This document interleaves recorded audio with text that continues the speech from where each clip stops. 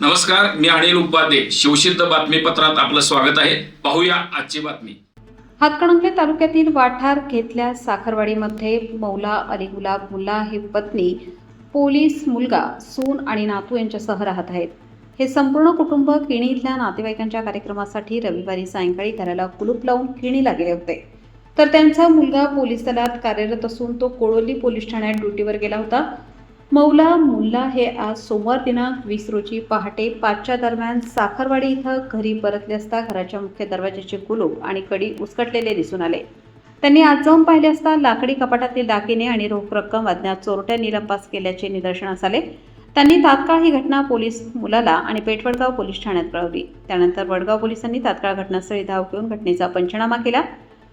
या धाडसी चोरीमध्ये चोरट्यांनी लाकडी कपाटातील सोन्याची माळ 1 तोळा, साज 4 तोळे, सोन्याची झुबे अर्धा तोळा, सोन्याचा लप्पा 2 तोळे, गंठण 2 तोळे, सोन्याच्या टॉप्स 1 तोळा, कानातील रिंगा अर्धा तोळे, अंगठी अर्धा तोळे, सोन्याची चैन 1 तोळा, बाळाच्या अंगठ्या 17 नग, कानातील मुद्या 2 जोड, चांदीची कडे 2 जोड, चांदीचे पैंजण 2 जोड, जोडवी, मासोळी, चांदीच्या अंगठ्या 4 नग असा सुमारे 13 तोळे सोन्याचे आणि चांदीच्या अंदाजे 20 लाख रुपये किमतीचा मुद्देमाल आणि रोख 10,000 रुपये चोरट्यांनी हातोहात लंपास केल्या. या घटनेची माहिती मिळताच पेठवडगाव पोलीस तात्काळ घटनास्थळी दाखल झाले. त्यांनी श्वान पथक आणि ठसे तज्ज्ञांना पाचारण केले होते.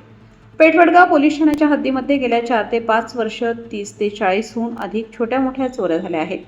पण 4 ते 5 महिन्यांपूर्वी भातोले इथं एका पोलीस कर्मचाऱ्यांच्या घरात झालेली एकमेव चोरीची घटना उघडकीस आली होती. इतर चोऱ्यांच्या मध्ये मात्र पोलिसांना सपशेल अपयश आले होते. त्यामुळे चोरट्यांना सुद्धा पेठवडगाव पोलीस ठाण्याच्या हद्दीतील गावे अत्यंत सुरक्षित वाटू लागली आहेत. पण या हद्दीतील नागरिकांना मात्र असुरक्षिततेची भावना निर्माण झाली आहे. वरिष्ठ पोलीस अधिकाऱ्यांनी चोरीच्या बहुतांश गुन्हे उघडकीस आणण्यासाठी स्वतंत्र यंत्रणा उभी करावी अशी मागणी आता नागरिकांच्या मधून होत आहे. या घरफोडीच्या घटनेमुळे वठार साखरवाडी परिसरात भीतीचे वातावरण निर्माण झाले असून रात्रीच्या गस्तीत वाढ करण्याची मागणी ग्रामस्थांकडून होत आहे.